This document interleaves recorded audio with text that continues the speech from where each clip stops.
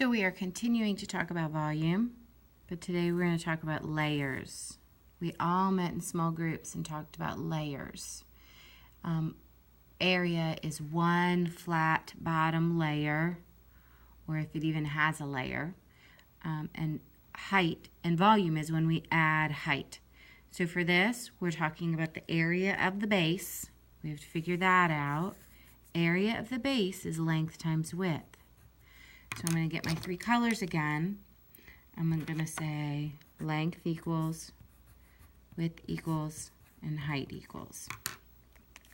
So I'm going to use my length to be green. I'm going to leave the tops off of my markers and highlighters. So when I'm working today, that can help speed up the process a little bit.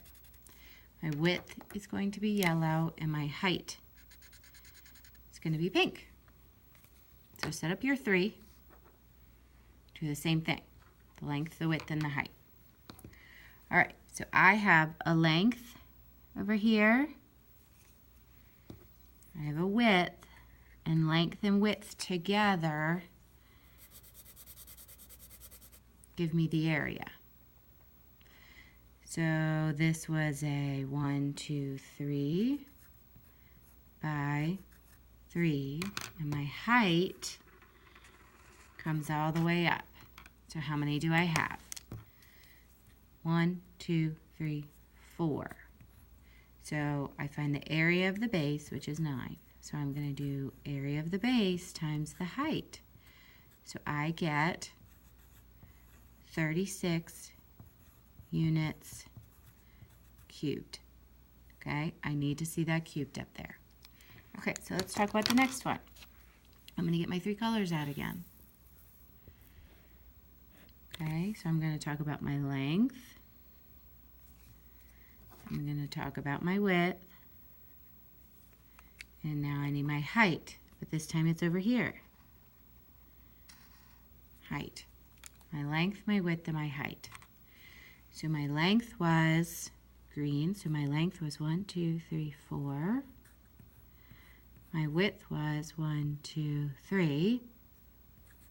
Oops. Go back and erase that.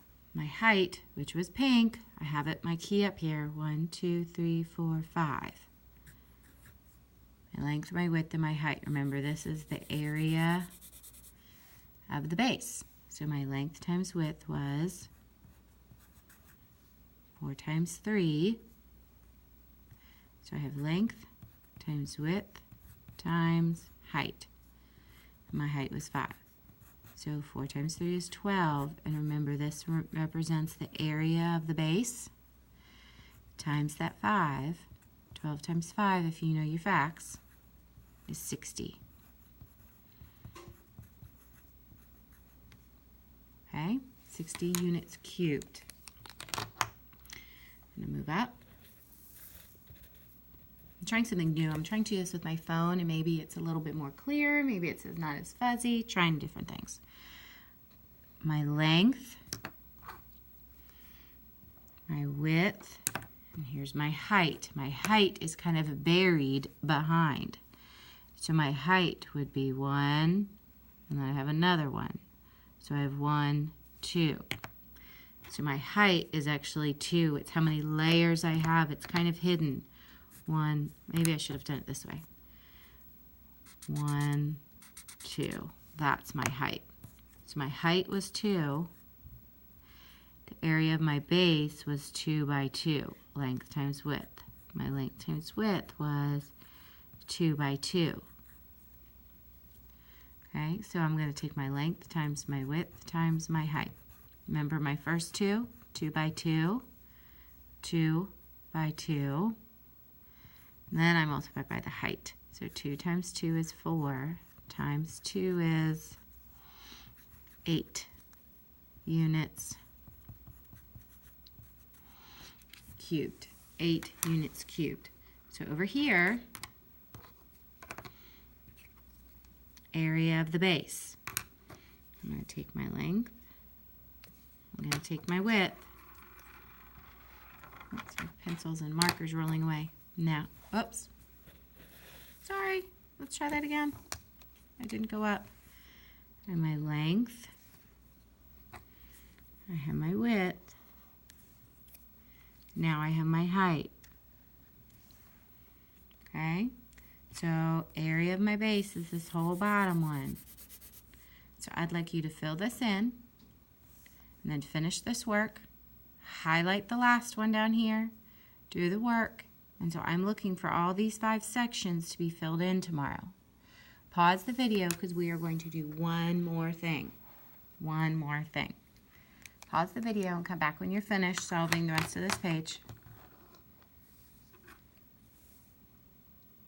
All right, let's flip over in your notebook. Flip over in your notebook. We're going to talk about one more thing. I'd like you to draw a problem that was similar to what was on the other page. So make up your own problem. For example, I'm going to do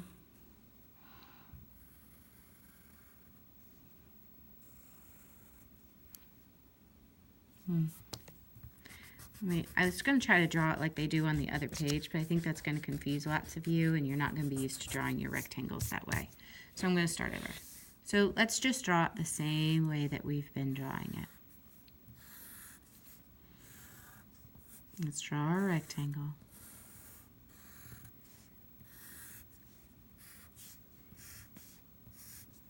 Okay. So I would like for you to come up with your own measurements, and then we're going to pass our problem to a friend tomorrow. So I need you to come up with your own length, mark it on your rectangular prism. Come up with your own width and your own height. So you need to mark them on your rectangular prism in the correct space. So you are not solving the problem because you're going to pass your paper to a partner tomorrow and they're going to solve the problem for you.